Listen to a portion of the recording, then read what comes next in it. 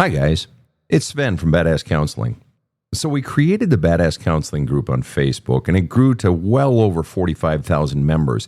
And we kept getting asked by folks for a support group, a growth group that's more intimate, gives more access to me, Sven, if possible. So the Badass Counseling team got together, and they created Community Plus. For a monthly fee that isn't cheap, you get direct access to me 2 times a month where you can submit your questions directly. Monthly drawings for a small group counseling session with me. Monthly drawings for one-on-one counseling sessions with me. Priority Pass access to go to the front of the waiting list for ongoing counseling with me. Priority Pass access to be considered to be counseled by me on the Badass Counseling Show podcast. Direct access to my top 2 selling video courses, Healing the Soul and Unleashing Your Greatness. Interviews with people who've had success in their soul journey, some well-known and some everyday folks like you and me. And a fantastic opportunity to meet and get to know other men and women who take their healing and growth seriously and who do the work. And a social community feed where folks share their challenges, their struggles, and their triumph. And so much more. So go now to badasscounseling.com. Click on the Community Plus sign-up page for premium content and direct access to me and to like-minded people who are committed to healing, growth, and creating a community of support and happiness. From the New York City area, welcome to the Badass Counseling Show, where the master badass himself, Sven Erlandson, takes you deep and gives balm for the soul, baby.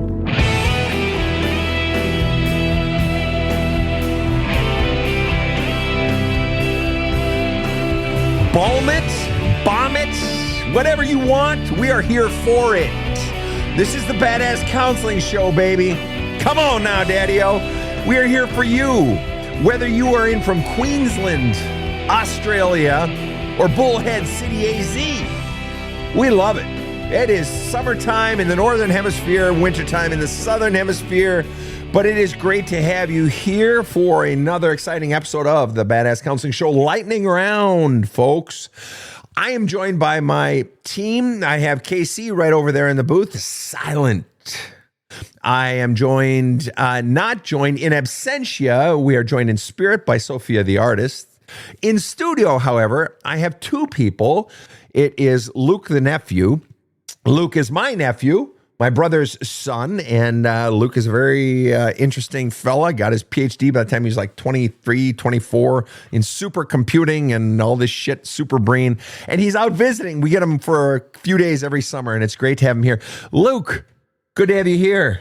Great to be here, Sven. Super duper to have you here. And of course, I am joined by the ever-present, ever-faithful, ever-brainiac, Rob the Rocket. What say ye, Rob? The omnipresent Rob the Rocket. Yes, always glad to be here with you and for helping the folks out there, Sven. Excellent. Pleasure. Rob, I tell you, do you know what I have been enjoying in the last 48 hours? I'm afraid to ask, but go ahead. I have been enjoying what I believe to be the single greatest rock album of all time. Uh-oh. And many people who know their later stuff are going to say that's not a rock group. But this is, in my opinion, the single greatest rock album of all time, Chicago 2. Okay, it's a great Chicago one. 2. Great one. The Chicago Transit Authority, first one's also great. Right, it was. But Chicago, back in the earliest days, they were anti-war, anti-Vietnam, and all this shit. And that was when Terry Kath was still alive, and he had that grovelly voice and so forth. Anyway, Chicago 2. All right, so we are here to dive into your questions. We are live right now on Facebook, on TikTok, and on YouTube, Facebook, TikTok, YouTube. And so start firing in your questions. We've got a ton of them. We're all queued up. Here we go. R is the person's handle on TikTok. Ask the question, why can't I move on from my past? Though looking into myself and done the work several times. All right. The simple answer is first of all, you don't tell me what part of your past you can't move on from. Are we talking immediate past of a relationship, like a lover that you can't let go of? Or are we talking far, far distant past that you can't let go of? Because if it's The immediate past, it's a relationship that you've gotten out of and somebody that, it still tugs at your heart. We get a lot of folks, we've all been there, I've been there, where you've been in a relationship and it's like, God, I still miss this person. And, but I've got mad, I'm mad at them. Why did they end it? It was so good. And I miss them and I long for them or I lust for them or whatever. In those cases, more often than not, it's because you still have love there. And until that, it's the love that's keeping you threaded to that person. Even if there's anger there, there's still love there. You're still wanting something from that person. Maybe you're still wanting that person back. There's nothing wrong with that. But until that love comes out, the reason you're still clinging, the reason you're still holding on to that past lover is because the love is still in you. The love has to come out. Now, I made the mistake with my first wife for like 2.5 years. I loved her and I missed her and I missed my kids, even though I was involved with them every day. I missed us as a family, but I missed her. And all those, and I wrote her the letters and the promises and all this and letters, and I would send them. And what I've realized as I've aged is you don't have to send the letters. What you have to do if you want to heal is you have to write those letters. You have to journal, wear their favorite sweatshirt, go to your favorite restaurant that you used to go together, sit at the bar, write them a letter that you do not send. There's no need to send it because if you're sending it, you're still trying to get them back. You're still trying to convince them. The goal is to flush all the feelings of love, especially, and the anger and the sadness and the betrayal. Flush out all the feelings. Then you'll be able to move on from your past. However, if the past you're trying to let go of is the far, far distant past, and you say, I've been looking into myself and done the work several times, then the work you haven't done is there's something deeper that you haven't gone into. If there is something, if you are still somehow stuck in the distant past, like the childhood type stuff, the teenage type stuff, there is something deeper that you are avoiding. Either you can't see yet or you are deliberately avoiding. There is an X marks the spot. And very often the way we uncover what that X marks the spot is the shit you don't want to touch. The people from your past you are still defending, the shit you don't want to touch because it's too sensitive, it's too hot, it stirs up too many feelings. The memories you don't like to think about. If you have any of those three, start right there. Start journaling right there. Because that's stuff that is still fucking unhealed.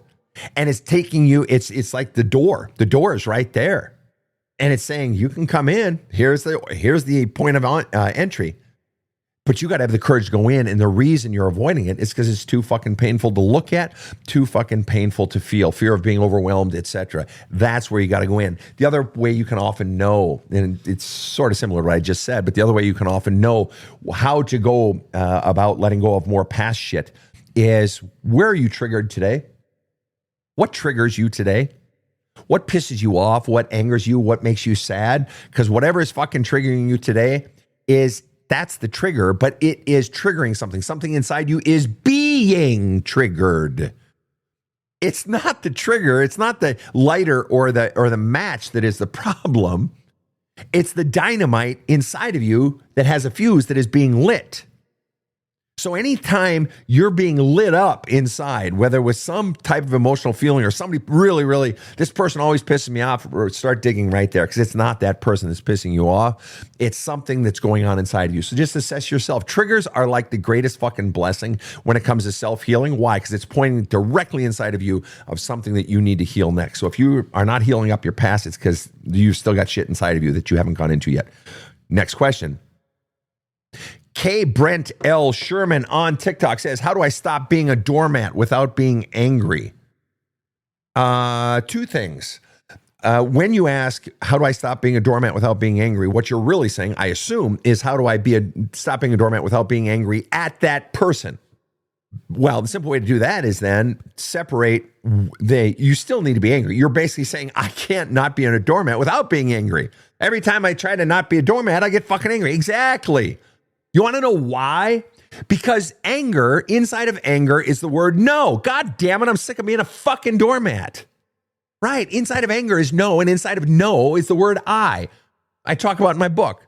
Children shout loudest when feeling heard least. People shout loudest when feeling heard least.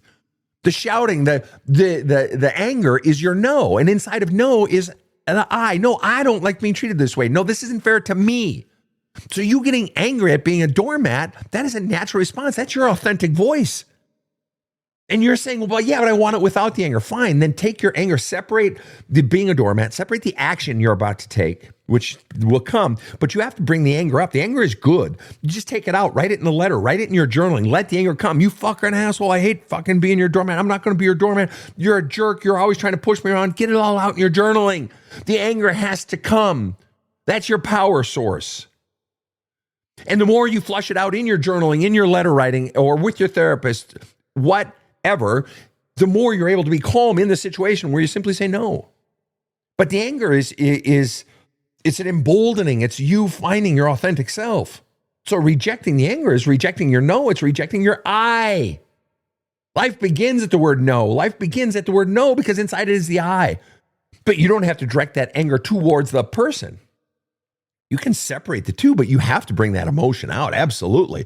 Because the more you keep stuffing that anger down, you are fundamentally saying, no, no doesn't matter. No, I don't matter. I don't matter. I don't matter. I don't matter. Huh? Do you see the problem? That's been the problem. That's why you're a doormat in the first place. Because you've been taught to stuff down your I, to stuff down your no, to stuff down your anger. The anger is a sign of good. But it doesn't have to be directed at the person if you don't want to. But then the truth is sometimes some people only listen to the anger, and sometimes it requires a no. Right. And what does it also say? That you're afraid of expressing any anger towards a person, potentially. It's almost as though you're bad if you have anger, right? Why is anger always bad? Now, levels of anger, do you have a dimmer switch on it that you can dial it up a little bit and dial it down a little bit? Or is it just any anger that you have is bad? Have you been so shamed for anger that you're not allowed to have any? All right, next question. Rob, let me know if you got something over there on YouTube you're itching to tell me. Yes, Sven, over on YouTube, this is interesting. Anna Bruce asks, do you feel friendships are necessary for mental wellness, or is it okay to go it alone? Wait, friendships like at the end of a relationship, do you think, Rob? No, just are friendships necessary for mental wellness, or is it okay to just go it alone without friendship? In life, in general? Yes. No, I honestly, no, I don't think friendships are absolutely necessary for mental wellness or joy. You ask about mental wellness, but I'd also ask about joy and peace. For me, everything really boils down to joy, laughter, peace, calm in your soul. Seriously. If that's your path to joy and peace, fuck yeah, man, go for it. You want to know why? There's so many things in this life that bring joy and laughter and peace. For me, honestly, I laugh sometimes the most. I require massive amounts of alone time, massive amounts. And when I'm working a lot, I don't get it, but you want to know when I laugh the most? When I'm alone, when I'm writing, or I was at the gym the other day. And for those of you that can see me live, I got a fucking dent in the front of my head. Yeah, it's not very big, but you can see it. And I was bending over on one of the machines, and there was a little fucking thing to hook the extra weights on, and my head caught it and put a fucking gash in my head. And I started fucking laughing. This fucking melon has taken so many dents and dings from sports, and I don't even fucking... But it's shit like that. I'll be out in the woods working on my property or whatever, and I'll fucking bonk my head or trip and fall. I just start laughing because I'm a fucking idiot. What's the point? You don't have to be around people to save your life. Just be fucking you, man. There's no script for what's going to bring joy to your life. What brings you joy and peace in your life? But one caveat, that is true if and only if, notation is IFF.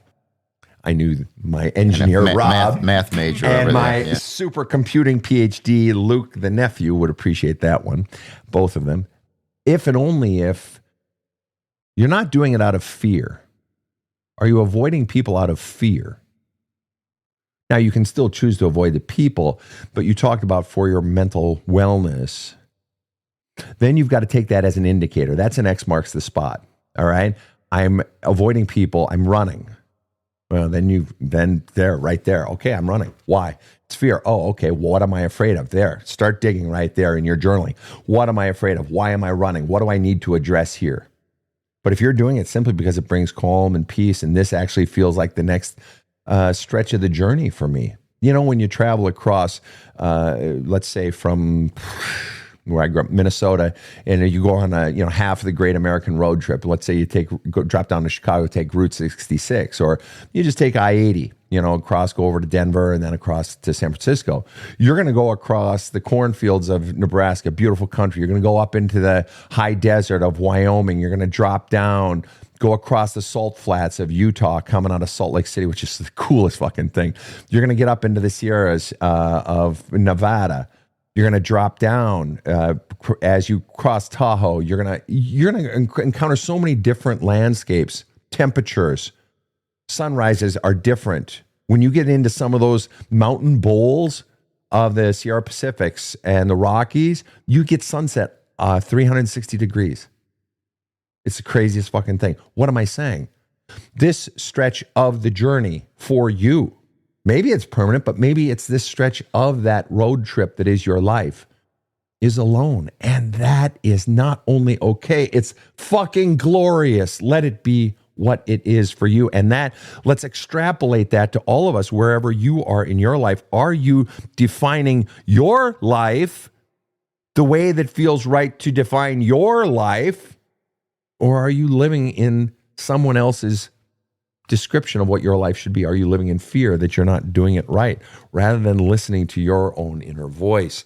I've got a question here on Facebook from Stacy, who says, is it ever okay to take back someone into your life who was abusive to you in the past? You use the word okay. Well, I just literally said, hey, man, if you want to drive the fucking, you come out of some of those mountain passes when you're going through Colorado, and if it's wintertime and the road is slippery, right?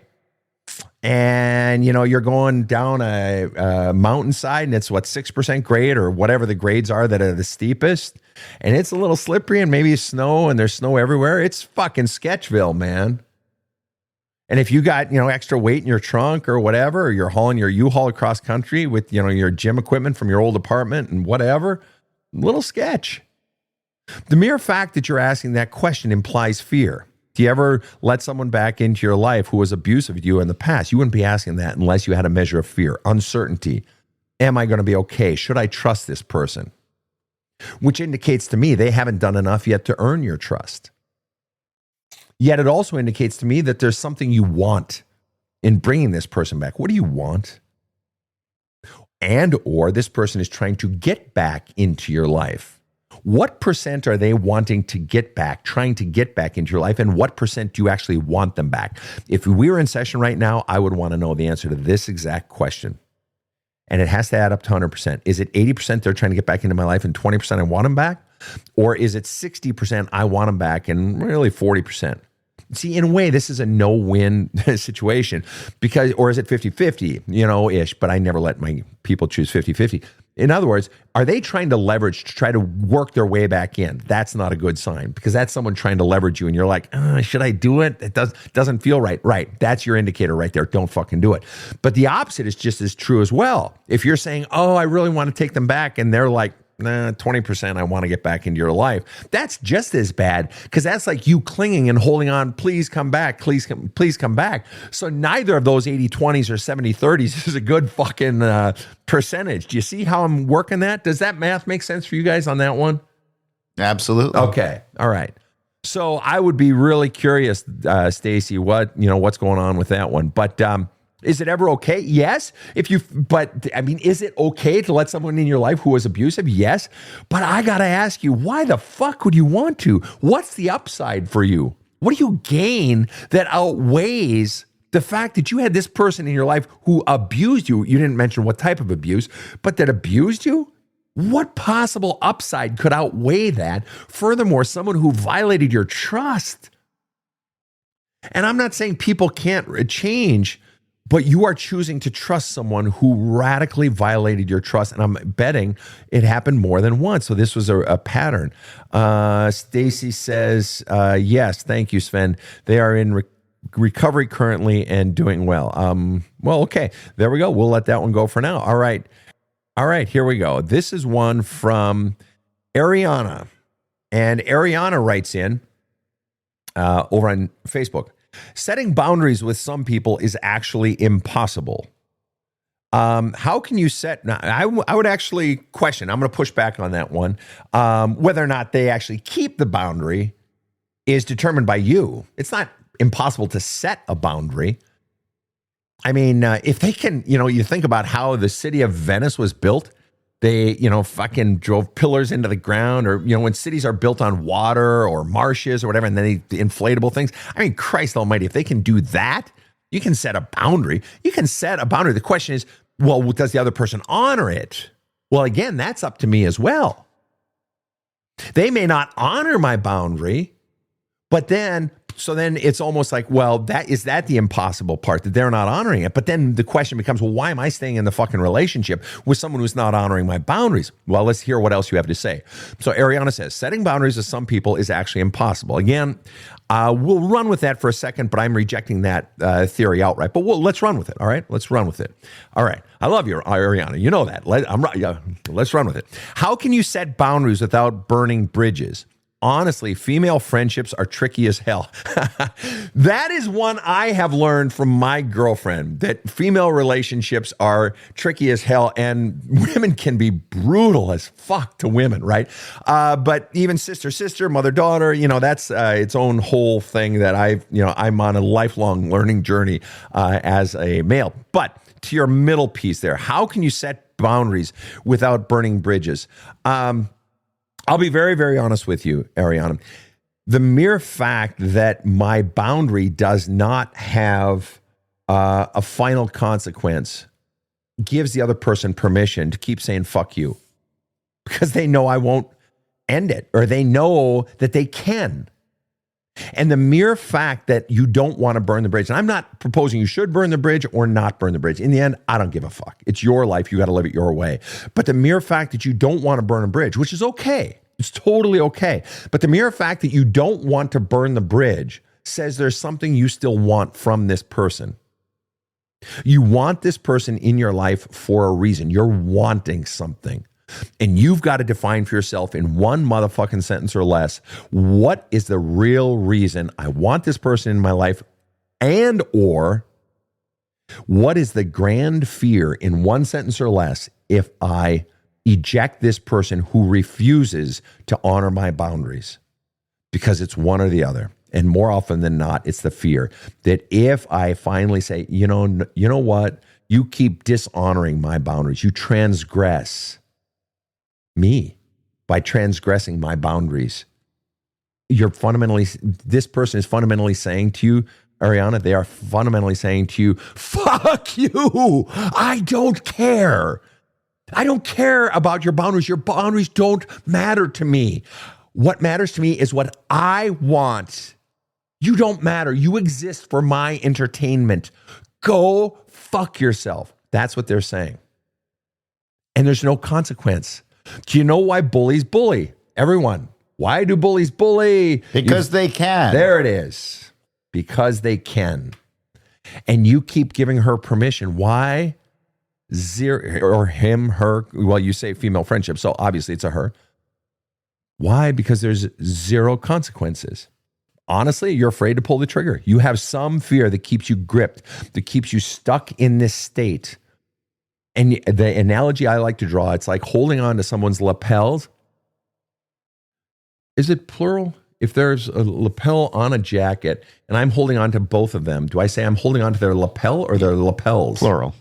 Yeah, but is lapels, like some words are the same in the plural? Yeah, I think it's lapels. There's one on each side. It's not like a pair of pants. Right. I don't know. That's a word I've never explored. Luke, the nephew? It is indeed lapels with an S. Thank you. So you're holding on to their lapels and they keep punching you in the face. And you say, you have to stop. I refuse to let you hit me in the face. And they're like, pow, pow, pow. And you're like, God damn it, I said stop. You have to stop. And they're like, fuck off, pow, pow, pow. And you're like, some people are impossible to draw boundaries with. Setting boundaries. No, it's just like you refuse to set a boundary. You have no boundary. You refuse to defend your boundary. It's like you have I'm enjoying this analogy. If anybody's got another one, this is just fun. It's like I'm watching the series, the Last Kingdom. It's a Viking movie, sword and sandals shit, right? It's my people. Basically, I think in the end they get beat up by the English, but we'll wait till that part. And it's like these cities with walls around them, right? They put up the wall, that's the boundary, and then maybe they have the drawbridge. And every time the enemy, my people, the Vikings, although it's the Danes in the movie, but whatever. And then the Danes would come, and it's like the Danes say, put down your drawbridge because we're going to come in there and we're going to slay you and trim your hedges or whatever. Stolen right out of Three Amigos. Anyway, although they raped the horses and trimmed the hedges. Anyway, and then the English would say, okay. No, you're saying okay by you keeping this person in your life. You are fundamentally saying that you have no boundaries. So it's not impossible to set them. You're just refusing to defend them and enforce them. You are allowing the bully to punch you in the nose. And sometimes, unfortunately, I started one of my books with this as the epigraph. Unfortunately, in life, sometimes a bully has to be punched in the nose, metaphorically speaking. All right, next question. That was a fun one. All right. Break time. All right. So much more to come right after this short break. So I was telling a buddy of mine how he seems happier. He told me about the book that changed his life. So I bit. I went to the Badass Counseling website and downloaded There's a Hole in My Love Cup audiobook. I started listening to it on my commute home from work, and holy cow, it was a Louisville Slugger to the face. I literally sat in my car, in the driveway, night after night, listening through to the end of a chapter or doing the journaling exercises. My wife started to see changes. I started to change a lot. My default response stopped always being anger. Now I manage a team of salespeople, and I changed as a leader. I was listening more, not always just reacting. When their numbers started going up seemingly out of nowhere, I knew what the reason was. There's a Hole in My Love Cup is now required listening for any person on my sales team or working for me, and I gladly buy it for them. You gotta listen to this book. This show provides soul counseling intended to entertain and inform and is not medical advice.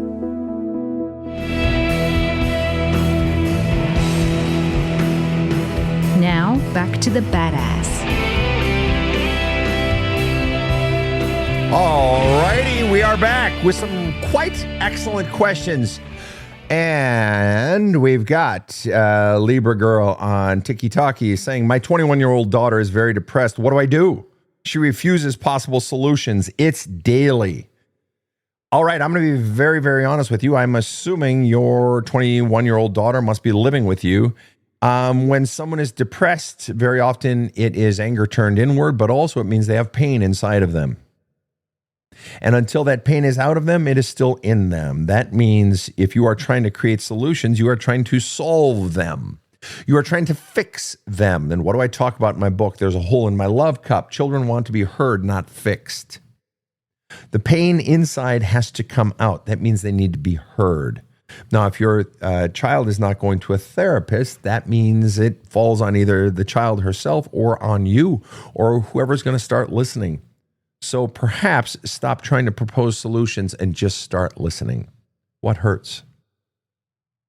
What hurts? What's the hardest part? Get her to talk it out. It's usually love. It's usually parents. It's usually career, siblings, family. Let her talk. What's the next thing? What's the hardest part? What else is hurting? I can see how that would be really hard. I'm so sorry you're going through that. And listen. And our inclination as parents is to what? Fix. Why? We don't like to see our children hurting. Right. But maybe you don't have the energy to do that. There's the rub, isn't it? Right. So then you have to ask the question, are you really healing you? Are you setting up your life, creating your life such that your life is breathing life into you, such that you have life to give to someone else? Because otherwise, potentially, you're just trying to fix her so that she's not a drain on you. And that is not her problem. It's not her problem to fix her so that she's less of a drain on you, right? If you genuinely want to help her, then start listening, stop talking, start listening. And let her flush her pain, help her flush her pain. Get her to a therapist who specializes in this if you can't do it. But you also have to ask yourself the question is, if you're not able to do that, or don't want to do that, that's okay. But you got to ask yourself, what's going on inside of me that I need to be flushing out my stuff so that I can be more present to the ones who are depending on me, which you're clearly seem to be emphasizing your daughter is depending on you. All right, next question. This is a follow-up from someone else to the question being posed earlier. This woman, Christine, says, I'm literally in this situation with my own mother. I am 61. She is 84. When her husband passed away, she got angry with me because I didn't support her when she's being horrible to my stepsister.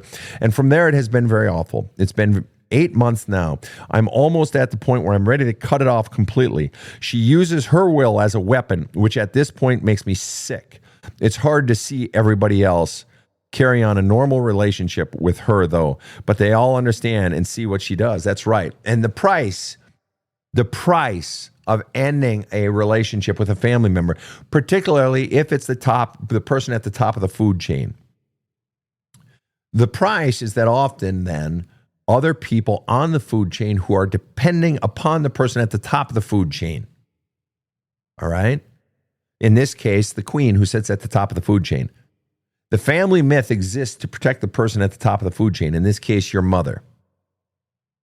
And you're considering cutting your mother out of your life because she's leveraging her power to hurt your stepsister and hurt anyone who crosses her, I'm assuming. And you're sick of it.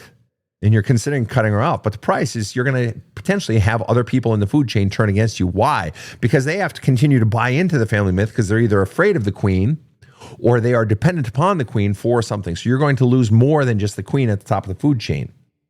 But you have to understand, everybody in the food chain fears you. Why? Because you hold the counter story. You hold the truth. They don't want you to speak up. Nobody wants you to speak up and upset the apple cart. Why? Because they are all locked into the lie, the myth, the family myth. If you speak, it all gets thrown into shambles. And they all know how to exist in the family myth, staying as it is. Nobody wants it to be thrown into shambles. But if you do that, you might have people turn against you. And I'm guessing you already fucking know that. And that's just it. When I talk about in the book, the grand fear, one of the biggest things that can hinder a life of happiness, it's not the fear of the unknown. It's not the fear of failure or fear of being destitute. It's the fear of the known, that you know exactly what your brother will say if you live your truth. You know exactly what your best friend or society or your father or your grandmother or whatever will say. You know exactly what they'll say, or you know exactly what they'll do. And it is the fear of that retribution, that criticism. It is the fear of that causes you to go, I'll just keep that inside. Thank you very much. It's the fear of what's going to happen, what you're going to lose. And so I'll just keep holding on to their mom's lapels. Let her punch me in the face, or watch her punch my stepsister in the face, or watch her punch, my brother and me in the face as she's constantly playing one of us against the other, or whatever it might be. All right, next question. Hey, Sven, over on YouTube, Yeah. Jennifer, after saying, good morning, beautiful people. Oh. That's what caught my eye. Well, she said it to you, Rob. I assure you of that. People, plural. You and Luke, the nephew. That's right. So she says, why do I physically hurt when I'm having a breakthrough in my healing journey? Oh, that's great. I love it. Why do I physically hurt when I'm having a breakthrough in my healing journey? I love when anytime you're having an involuntary bodily response, when you're in your healing journey, or when you're, journaling, or when you're in with your therapist. Let's say it can be as small as you start to yawn. If I get a client in session yawning, I'm like, oh yeah, here we go. Come on, rock and roll, hoochie coo. They think they're getting tired, and they are. And they're like, well, I don't want to talk about that now. Or, oh, let's just end the session. And I'm like, I want to punch you in the fucking face. Quit whining. Quit your belly aching, as mom would say. Yawning, stretching, rubbing their hands, stroking their hair, rubbing their legs, standing up, start stretching. Rubbing their forehead. That's one I used to do. Or in this case, what was it in this case, Rob? Oh, physically hurt. Physically hurt, or throbbing in your chest, or heart starts beating faster. I mean, think about it. If you have to go up and speak in front of a lot of people, which for many people is like a grand fear, what happens? Your pits start to sweat, your heart starts to beat a little bit faster, knees get a little shaky. You're having an involuntary bodily response to a thought. Right? So in this case, what happens is when you have kept emotions and feelings and memories that have emotional charges attached to them, you've kept those locked down. As they come up, they release physical energy. I'm constantly checking in with clients during sessions, and I'll say, what are you feeling right now? Like if we've just had a breakthrough or whatever. And I'll often hear words like, oh, sad, mad, whatever. But I'll also hear words like release, relief, light. That they're literally having a bodily physical response of somehow being lightened. They feel physically lighter. Physically. It's not contrived. It's literally, holy shit, Sven, I feel physically lighter. One of the things, I talk about that in the book, and one of the things people talk about is as they do more of the really deep work, they begin to have more spontaneous energy. Sven, Jennifer says, my neck and my back feel like they're being stretched to the breaking point. Absolutely. Because you are going down into the tightest. Well, your soul is being stretched. You are being taken down into this. And you're down into the really nitty gritty hard stuff. Keep flushing, keep journaling. It's in you now. You've brought it up, these deepest memories, these deepest feelings up out of the vault. And they're in you now. You've welcomed them up. That's stage one. All right. Next stage. Are you journaling? Are you writing letters? Are you talking this real shit out? Not the surface level shit of what happened this last week, at work, blah, blah, blah. No, this deep shit. Are you flushing it out? That's step 2, because that's what releases the tension of all the emotional trauma inside and all of these core beliefs you were taught about yourself. But that will bring the physical release. The release, relief, the sense of lightness, the more spontaneous physical energy. You have to keep flushing, keep flushing, keep flushing, keep flushing. If you are not having some sort of physical response, involuntary physical response to your inner work, you're coasting. You're not going deep enough.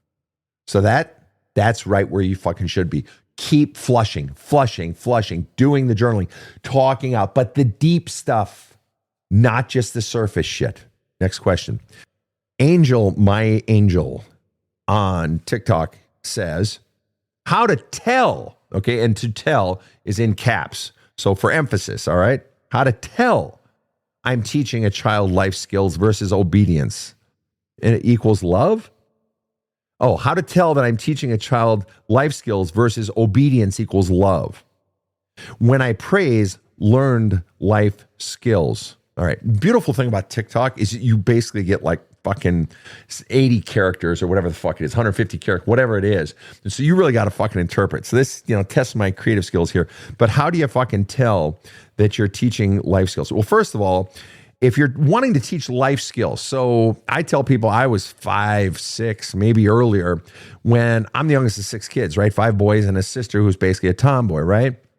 And so by the time I'm 5 or 6, I knew how to fry an egg, make pancakes in the morning, and, cut open my own grapefruit and slice out the corners and then pour the sugar on, make your own breakfast. Even though mom usually made hot breakfast, I knew how to make waffles and shit like that. By the time I'm 7 or 8, I knew how to darn my own socks and do my own laundry. And not only knew how, but I was expected to. Why? We're a family of fucking 8. Do you know how much laundry she practically had to live in the fucking laundry room. And if she wasn't in the laundry, she's in the kitchen. On top of that, in the evening, she's fucking counseling people and teaching classes at the church where dad was a pastor. And so it was out of necessity. And so it's not just a matter of teaching. It's like, okay, now fucking go do it. If you don't want holes in your socks, go darn your socks. And staying on top of it. And so it's teaching, but also, and so then the love that we got wasn't just when I was doing something. Listen up here, Angel, my angel, who asked this question. The love didn't just come as praise for having done something. You need to understand and you guys have heard me say it before, every single day of my life, when I walked out the door in the morning to go to the bus stop, right? I walked a few blocks to the bus stop, whether through the backyards and I get the fucking dew on my shoes and then my shoes are wet, or I'd take the street, whatever. And then, we'd be at the bus stop and we'd throw rocks at, shit or break something or whatever we were doing. And anyway, mom would always be on the second to bottom step, and I'd be on the bottom step, and she'd give me a hug, and she'd say, have you gotten your hug today? Have you gotten your daily hug yet? And I'd get my daily hug. She'd give me a kiss, and she'd hand me my sack lunch. Or I had later on, a lot of years I had my lunchbox, especially in high school. I always had a lunchbox because I just thought it was so fucking cool. Dopey, I know, but I don't care. Dad, every day of my life, hug.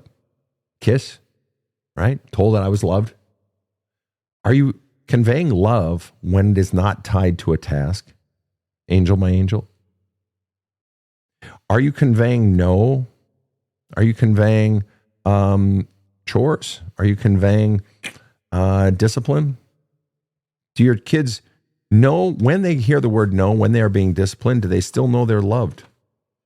In other words, is love always tied to performance? And if so, then you're just teaching obedience, and then you're just teaching them that they have to earn love, right? Versus, do you want to just sit with your kid and lay on a blanket? Mom used to pack a picnic, and we'd just go, maybe take some of the kids, or Dad would take me.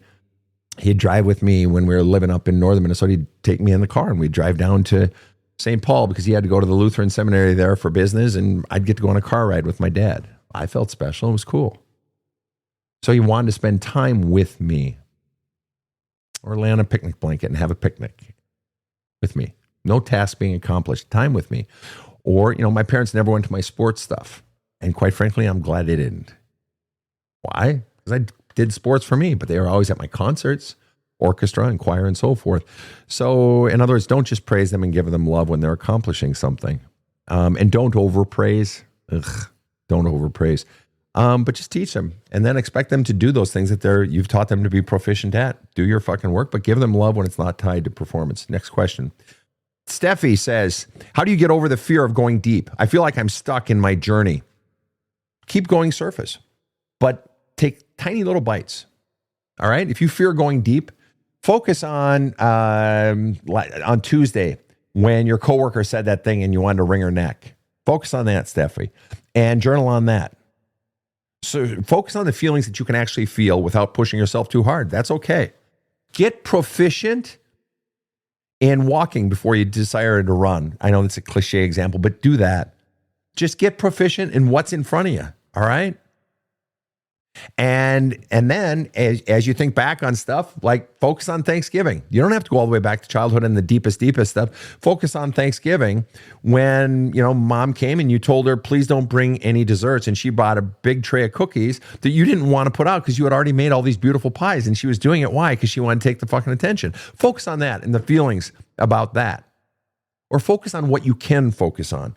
And then go deeper. And the more you get into it, just the repetition of doing the work, pushing yourself in tiny little bites.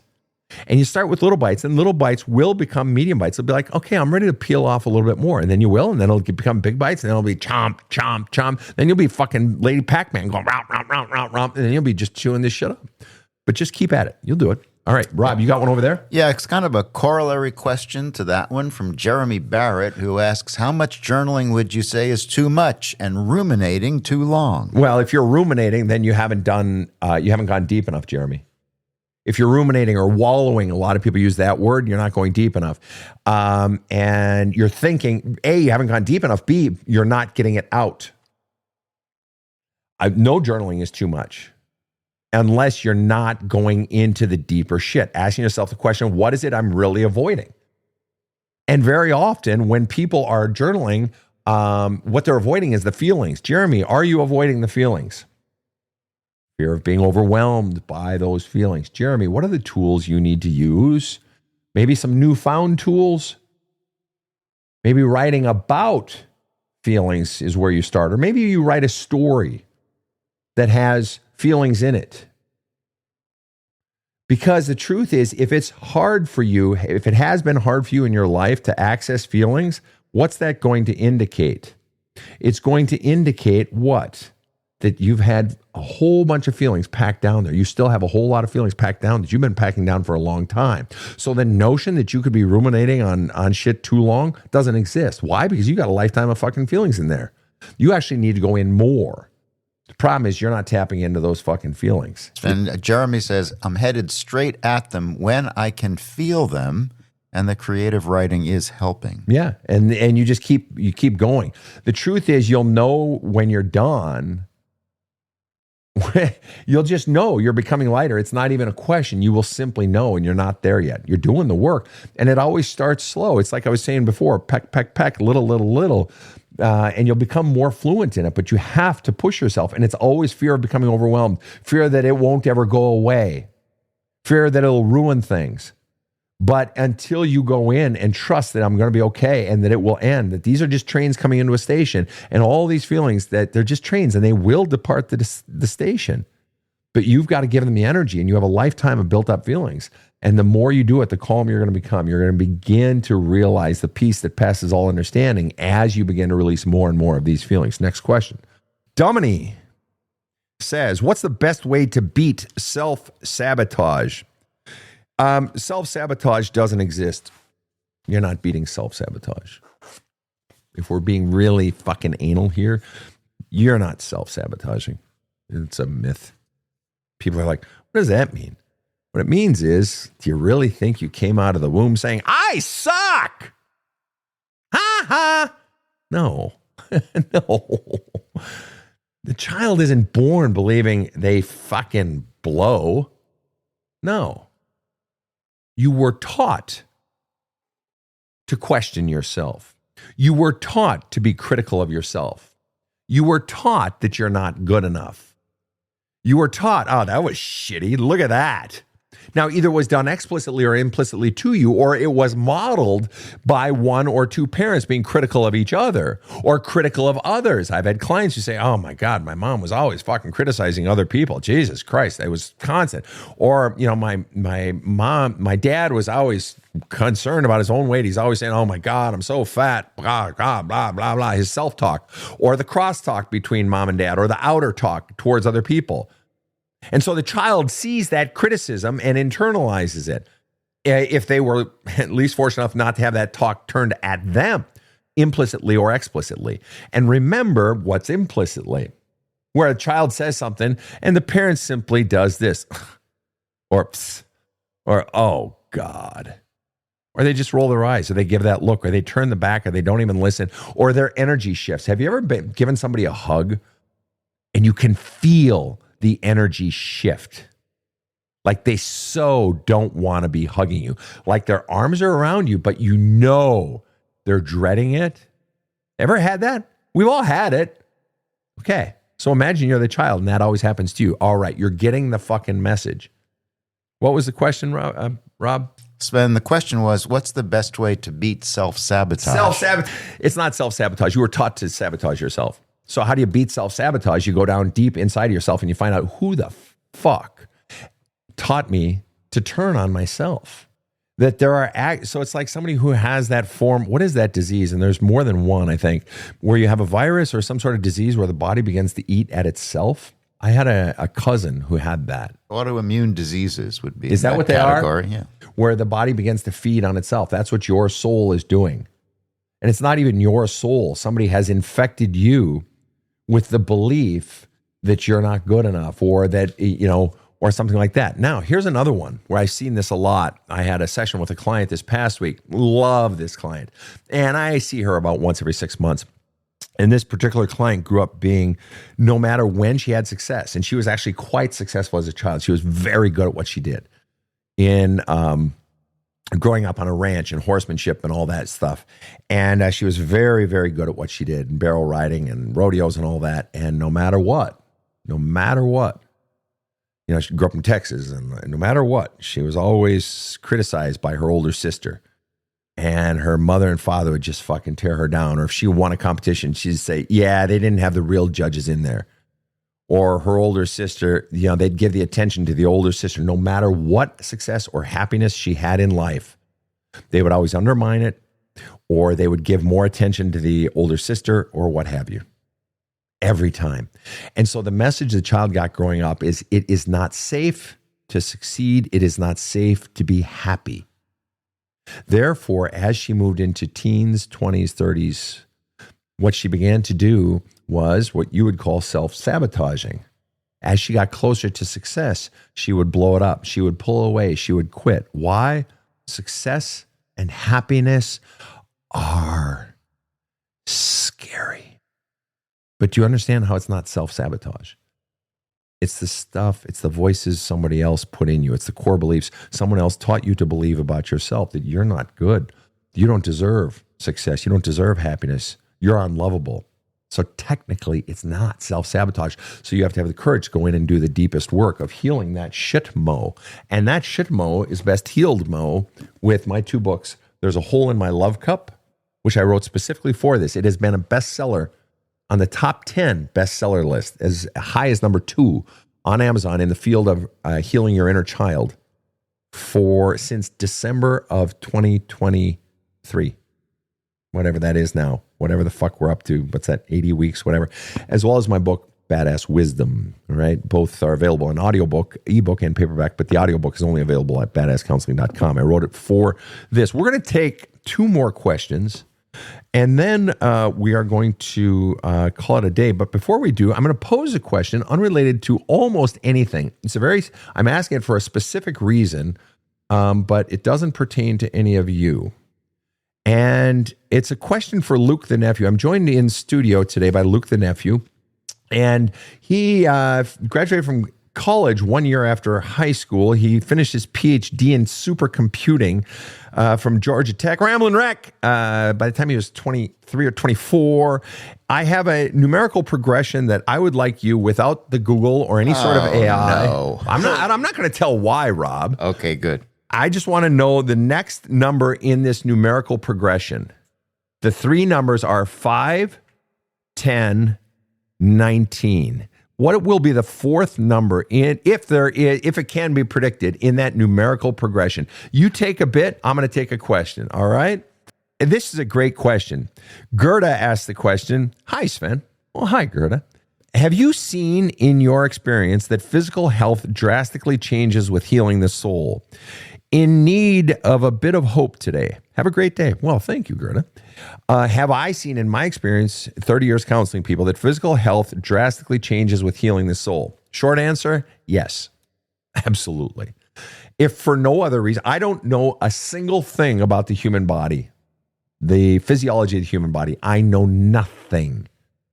You want a medical doctor? Talk to a medical doctor. You want fucking real medicine? Talk to them. I'm a fucking voodoo witch doctor, fucking old man, 57-year-old who's just been doing my little thing in my little corner of the world for a long time.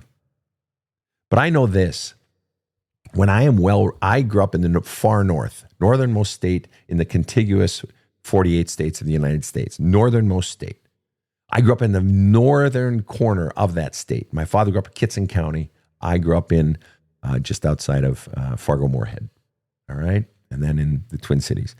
And I grew up in cold, and I knew my body was most vulnerable to colds and flus and shit in November and March, April. February, March, April. Not in the deep, deep, deep cold of January and early February, but in the transitional months. And one of the things that I discovered, it wasn't just the changing of from cold to bitter cold. It was the wet. It was the damp. It was the shittiness of how I feel. But I also discovered this about myself. When I am tired, when I am hungry, and when I am run down, I get sick more. Well, guess what? I'm not the only one. Well, why would that be? My body's defenses are down.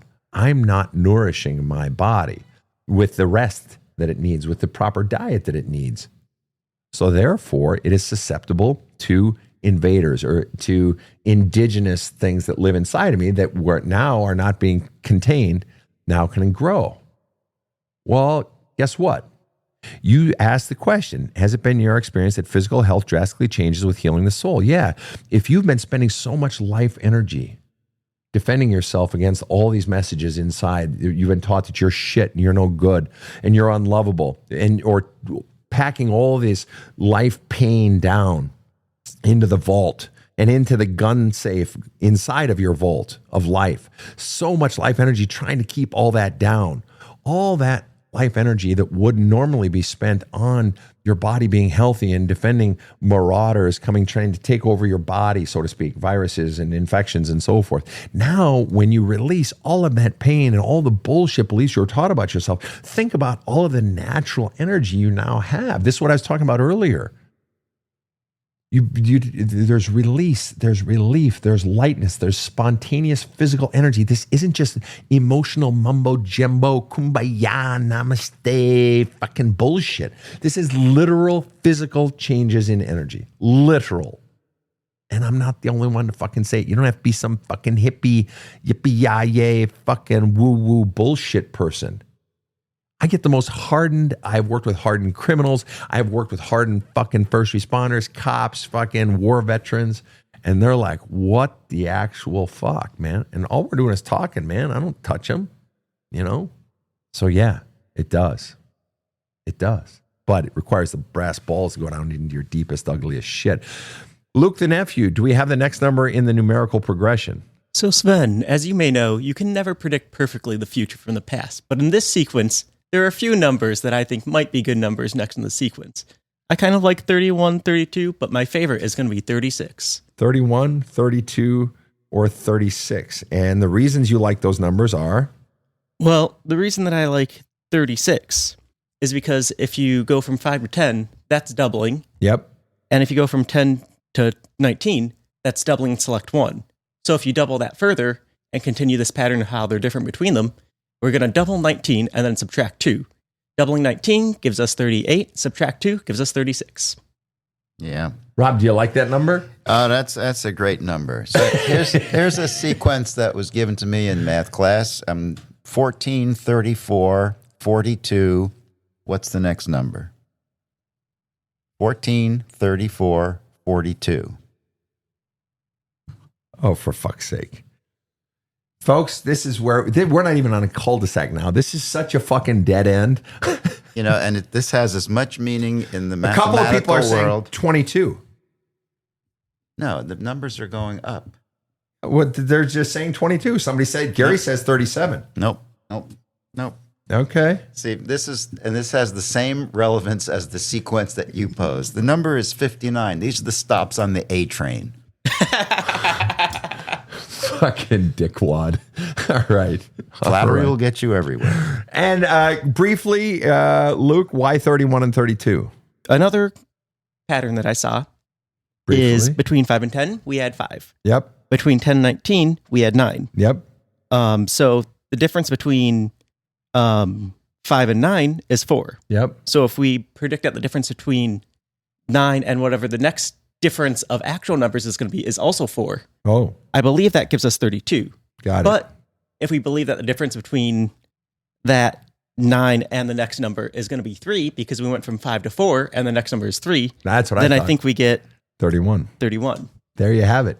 That's from the mind of a young man now going to 27, going to be 28. That's the mind of a young man who got his PhD in computer science by the time he was 24. Yes. And the mind of Rob, Yeah. who has an undergraduate in engineering and a master's in communication. in what? Communication. And who was at one time senior vice president of Paramount Pictures. Thank you very fucking much. Nurse Cynthia. Wait, we're out of time. Nope, I get one more. I said I get 2 and I only took 1. Nurse Go. Cynthia, this is final question du jour, peoples.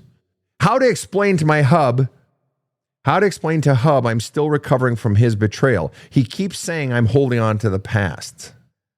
Okay, this is a common one. How to say to Hub I'm recovering from his betrayal. He keeps saying I'm holding on to the past.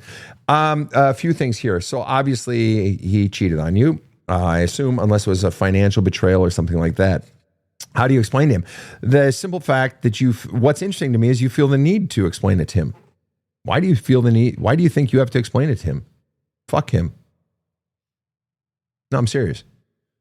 He's pressuring you to do something, right? Don't engage. First of all, you don't have to engage that conversation if you don't want to, right? Second of all, let me tell you why he's doing this. Because every day that you don't move on, he feels guilty. He doesn't get it back to how he wants it. And the mere fact that he's trying to pressure you is an indicator of the problem to begin with. The problem to begin with is my agenda. I'm going to cheat, and when it's done, when I feel like I've done my penance, then it's done. Fuck you. And by the way, you're staying.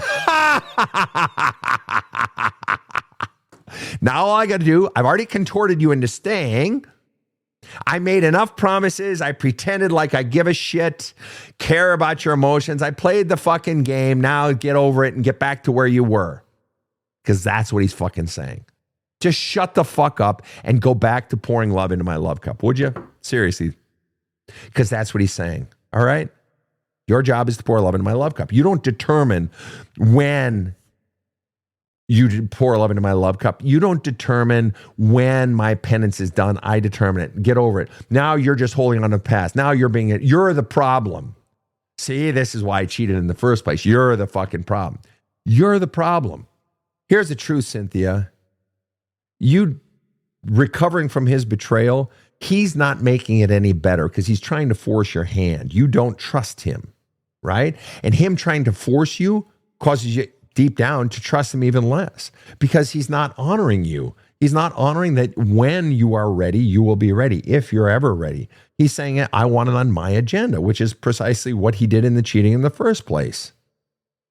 And he's making all these promises which are sweet nectar, and he acted like he cared all those times. Of course, now he's not acting like he cares. Now he's acting like he wants it back on his agenda. I want you to go back to pouring love into my love cup, which is why he wanted you back in the first place. It's not that he wanted you. He wanted you back pouring love into his love cup. And as long as you're back, he doesn't look like the bad guy. Oh, she forgave me. Well, I guess he's not such a bad guy. She forgave him. You have all the power and you don't realize it. And he hates it. He wants you back under his fucking boot, right on your fucking throat, Cynthia. Now, the real question, though, is why are you taking him back? Why have you taken him back? I'm not saying it's bad. If you want to, fucking do it. But you got to ask yourself the real question. Why are you doing it? What are you afraid of? I'm not afraid of anything. I just think he's a wonderful guy and I want him back. Really? This is the action of a wonderful guy? Or let me guess, you have kids together and you think it'd be bad for the kids if you broke it up? Really? So you are fundamentally modeling for your children a relationship where we don't love each other or you don't love him. I mean, do you love him? Do you genuinely love him? Well, I love him, but I'm not in love with him. What is this modeling for your children? Is he treating you with love? Are you treating him with love? What are you modeling for your children? Is this really in the best interest of your children that you're staying with him? Some people say, oh, you always stay. And you know me, go back, watch my videos on this very issue. It's better to divorce earlier if you're already planning to divorce sooner than later when it comes to kids. You're not holding on to the past. You just don't trust them yet. And there is no timeline for trust. And him trying to force it actually deep down makes it worse. Because what he is fundamentally saying is, I want it on my agenda. My agenda matters more than your agenda. My agenda matters more than this relationship. He is fundamentally saying, I am more important than you. Do you see this, Nurse Cynthia, who asked this question? Do you see this? He is trying to force his will on you, just like he did when he cheated, and just like he was likely doing long before he cheated. Cynthia, when did you first start to notice problems in this relationship? When was the very first time you noticed that he was making himself more important than you? When was the first time? The very first time? Was it before you even married? How early in the relationship was it? Why didn't you listen? Because it wasn't now. It wasn't the cheating bullshit. There have been problems there long before that. There were red flags long before the cheating. And are you still holding on to a relationship that was dead a long time ago, or where you had red flags fucking miles and miles ago? Thought it would get better. And now it's like, well, now we're invested. Now we got kids, whatever. And so the stakes are higher. But do you think the stakes are actually going to get less? Do you think this shit is going to magically go away? He's already proving it isn't going to magically go away because he's saying, shut the fuck up, bend the fuck over, do what I want, go back to pouring love into my love cup. You don't matter, I matter. That's what's happening here, Cynthia. That's the shit that's not being said, although he is saying it. You're just holding on to the past. You're the problem. He is fucking wrenching the fuck out of you. And you're feeling the fucking pressure because you're asking how to explain it to him. There is no explaining. He's not going to listen, Cynthia. There's no amount of logic that is going to get him off you. He is a dog on a motherfucking bone, and you are the bone to be chewed. If I may quote Gordon Lightfoot, the good ship and crew was a bone to be chewed when the winds of November came early. You are a bone to be chewed. And he is having his fucking way with you. He did it with the cheating, and there are a whole lot of people. I'm going to open it up to the peanut gallery. Let's ask everyone in the group. What do you guys think Cynthia should do in this case? We're going to open it up. Common wisdom. Don't listen to me. We're going to ask the Peanuts. So, Peanut Gallery, what say ye that Cynthia should do? How to explain to Hub, I'm still recovering from his betrayal. He keeps saying I'm holding on to the past. Likely he has cheated on her. What should she do? Peanut Gallery, what say ye? Epic for Life says leave. Jill Stiles, leave him. Tiffany Dawn, leave him. Hawanti, love herself. Urban says run. Urban Canuck, leave. Chainsaw Pants, leave him, just go. Cat D, leave. Cynthia, at least separate and tell him why. Jojo Ducky says. Jill Stiles, leave him. Dump him. Louisa, leave, run. Take him for everything he has, says L Jack. Here, I like what R says. R says, look into yourself and see why you are still with him. Exactly. Melinda, run, don't walk away. Sina Lee Lima says patterns remain the same, no change, leave. Now, I believe people do change, but only when their pain has gotten bad enough. And you are not giving him enough pain that he wants to change. He knows that he can leverage you. He knows that you are not standing up to him. So he doesn't have to change. There is no incentive because he knows he's got you by the short and curlies. You've already taken him back when he cheated on you. He knows that you don't have the brass balls to walk away. So he knows he can fuck with you. He can engage in whatever fuckery he wants. So he already got you to come back. So the big one, he's already walked away with. He's gotten off scot-free. Now the second one is to get you to shut the fuck up, get over his shit, and go back to giving him fucking head and fucking cooking his meals or whatever he fucking gets from you or your money or whatever it is. And I know all that is rude and offensive, but you want to know what it is? That's the real shit. Oh, man. Sandy says, Cynthia, listen to Sven. It took me 38 years. It won't change. Cynthia, you just got the message of the regular people with experience. So I don't know what more we can do for you here. We love you, Cynthia. We are sending mad love to you. If you have children, we are sending even madder love to your kids because they need you to become your authentic self. Because if you've got stuff inside of you that is causing you to stay in a situation where you're staying with somebody because you feel weak inside, or if you've been taught that you have no value and you have to accept this, you're lucky to just get a little bit of love, or you think you're doing this for your kids. No, you're not. You're doing it because you're scared, and you are teaching your children to live in fear. And as a result, they're going to grow up with a father who is like this. You're not doing your children any fucking favors. What your children need you to do is to do your deep healing work. Nothing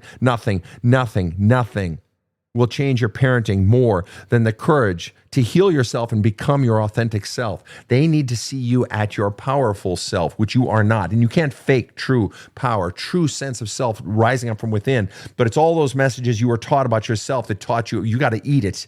You got to eat shit with a boot on your throat.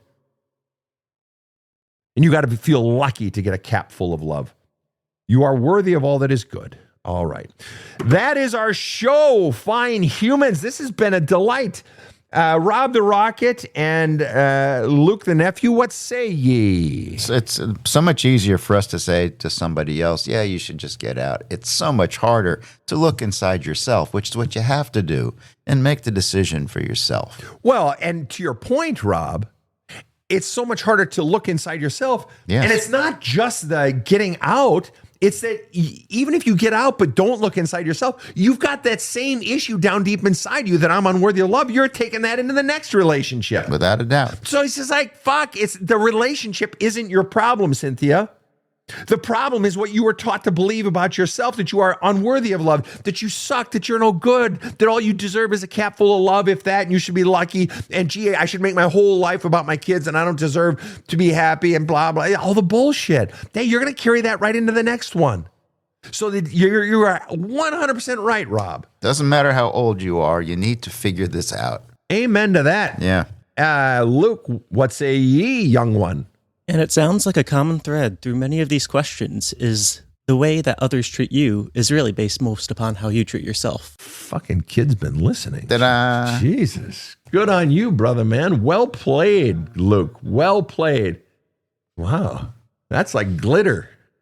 That's it. That's a glitter bomb from Luke. Well done, Luke the Nephew.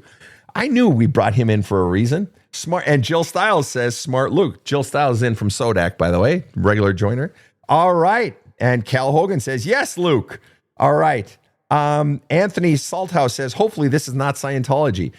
It is not Scientology. Well, then put that e-meter away, Sven. Oh, and Louis says, yes, Luke, you rock. All right. And W8N, the boat says, yes, we can learn from the youngins too. All right. Somebody says, Betty says, I love when Badass gets fired up. I'm all jacked up my new. All right. Rock and roll hoochie coo.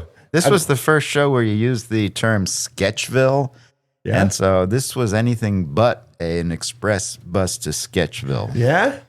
We're playing today. Anything but. All right. Now what do I do with my energy, people? You say goodbye. I say goodbye, but then I got to go do something. I'm all jacked up. Sven's the kid in the back row making problems in school. All right, folks, this has been fun. Real fun. On behalf of What's the One, Sophia in absentia, KC in the booth, Rob the Rocket, and Luke the nephew, we love you all. Thanks for tuning in and have a kick-ass day. The Badass Counseling Show is strictly copyrighted. No copies may be made without the express written consent of the Badass Counseling Show, LLC. The Badass Counseling Show is produced by Karen Camparelli and Robert H. Friedman. Executive producer Sven Erlandson. Original music by two-time Emmy Award-winning composer Trevor Morris. Have a kick-ass day.